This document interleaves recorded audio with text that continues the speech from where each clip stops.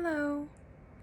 This is very odd for me because I'm not someone who produces things to be consumed on the internet, but I recently had a very challenging experience with COVID-19, and I am hoping, because of the demographic that I fit into, being a very healthy, careful 25-year-old with no pre-existing conditions, my story may be educational or helpful to people who also fit into that demographic, and perhaps help us all think a little bit more, or not, but that's the goal.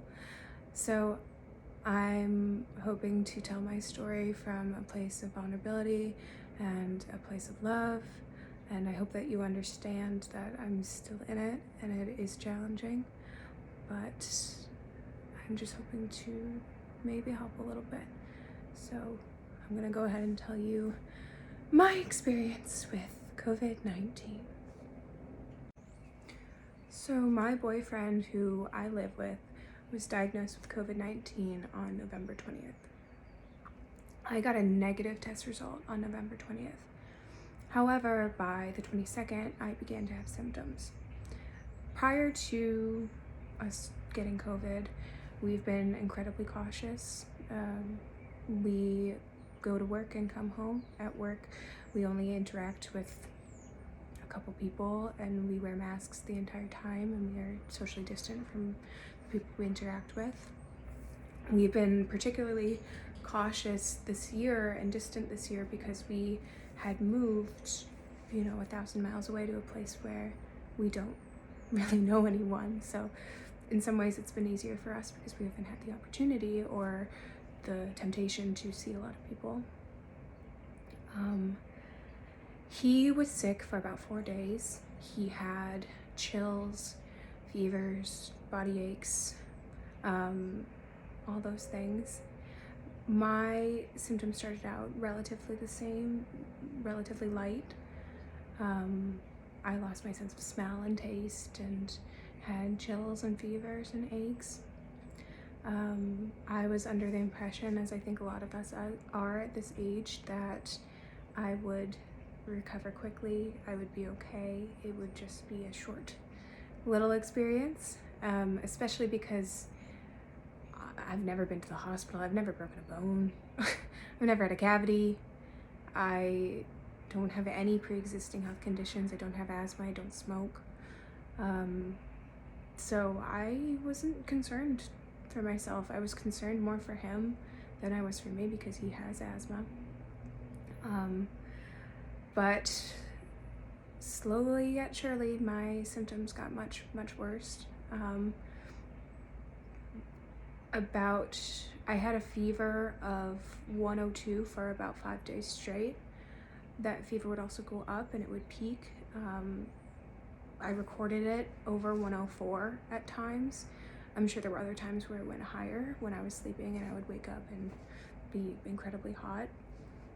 I had horrible migraines where I could do nothing but lay there with ice packs on my head and my face for hours.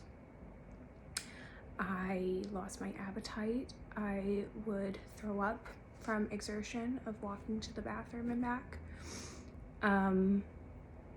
Before my fever started to peak at 104, I just did a virtual visit because I had had these fevers for so many days. So I did a virtual visit with my healthcare provider through my phone, and they said, you're young, you will probably be fine.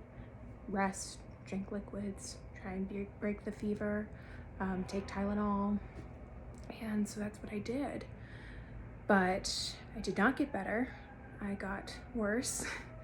And I eventually went to an urgent care clinic where they diagnosed me with viral pneumonia, which had developed from COVID-19.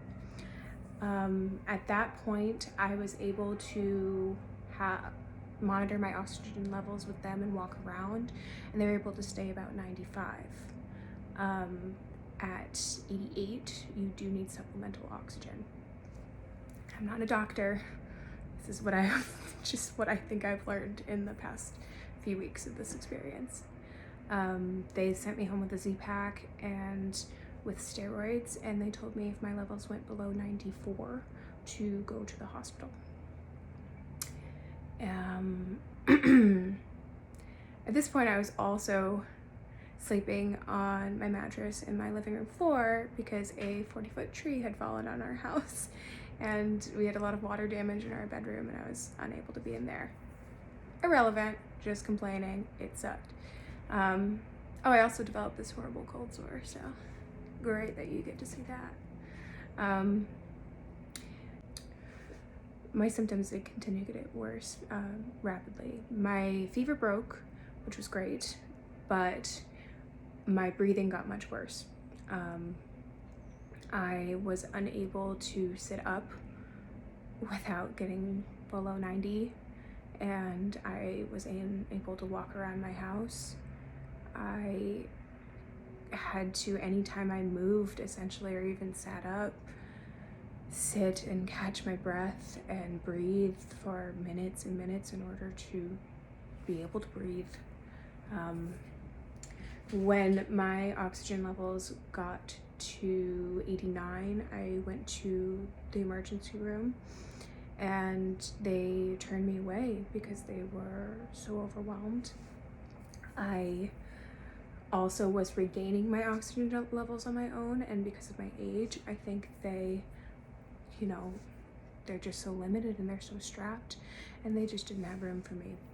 So I was sent home that day, and then the next day I called, again, my virtual provider, and showed him this really scary picture of my oxygen monitor with a heart rate of 140 and an oxygen level of 87.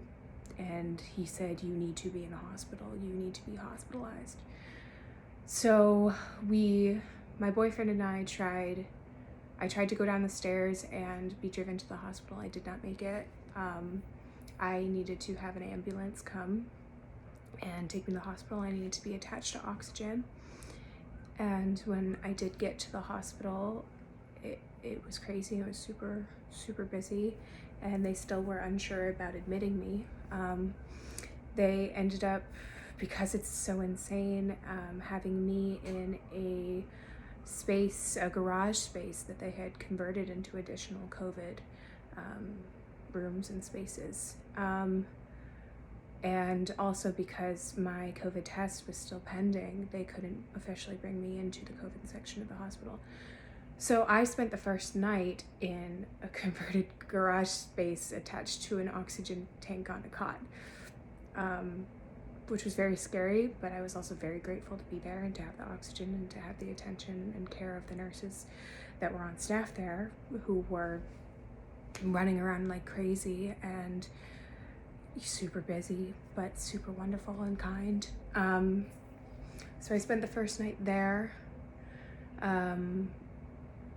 I, again, was unable to move without oxygen, without the tank. And then the next day they admitted me to the COVID ward, where they had changed 3 floors of this hospital into COVID sections. The rooms were all shared. They weren't normally shared rooms, but they became shared rooms. I had a wonderful, kind, sweet roommate who was in her 70s, who's so sweet and just great to be around. I then spent 4 days in the hospital. The first 3 days, or I guess 2.5 days, I was attached to oxygen. I received remdesivir and steroids. And I just recuperated, and just having the oxygen and just, having doctors to talk to you and to listen to you, and the nursing staff who were so amazing and were working so hard, and I cannot imagine what this year and this experience has been like for them, but they were just absolutely incredible. Just being heard and feeling taken care of was amazing. It was a very scary experience. So I Yeah, I spent 4 days in the hospital. Eventually they weaned me off the oxygen, and I was able to breathe on my own. At that point they sent me home. I've been home for 2 days now. I'm still being monitored by nurses. I still can't do a lot of things. I have a lot of lung damage. There were other things and other tests they would have liked to run in the hospital, but they were unable to do so because they can't have COVID patients cross over into other sections, and also my body was too weak to do the testing that they would have liked to do. So I now have to wait for my body to recover from COVID and then go back and do some other testing, which is not related to COVID. It was awful. It was really awful. You're in the hospital, you're unable to be visited, you're unable to see people. I have a personal experience with it this year as well, because I lost my mother to cancer this year and was unable to see her in the hospital and was unable to be with her during this time. And she was so sick because her immune system was so low and weak, and the concept of giving her COVID was not an option. Seeing how hard the nurses are working and the doctors are working and the hospitals are working, and seeing how there is just not room for people. And I was one of the lucky ones. I was so lucky to get treated, and I was so lucky to now be treated at home and to be recovering. But it was a very eye-opening experience. I think, especially in your 20s and especially when you're young, you don't realize that you all are vulnerable and that your actions do impact other people. And there is so much about COVID we don't know. Really, they were treating me and they were doing their absolute best and they're doing a good job, but they're treating the symptoms. And it's on your body to recover from it. And I'm grateful that my body was able to do that so far. I mean, so far so good. They told me they were getting more and more people my age that look like me, with my health conditions and history, which is none. And it's a scary time out there. And I am grateful to be healing, and I'm grateful to be feeling better, and I am definitely very aware of how serious this virus is, and that it can impact anybody, and that anytime I'm taking risks, I'm not just risking myself, I'm risking, my roommate who's in the hospital, and I'm risking all these wonderful people who are putting their lives on the line to help sick people. And I'm not saying that from a place of guilt, I'm saying it from a place of revelation and understanding.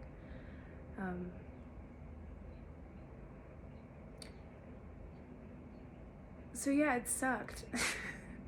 And COVID can be really bad, and COVID is really scary, and it's our responsibility to look out for each other and to try and be as kind as we can and as thoughtful as we can.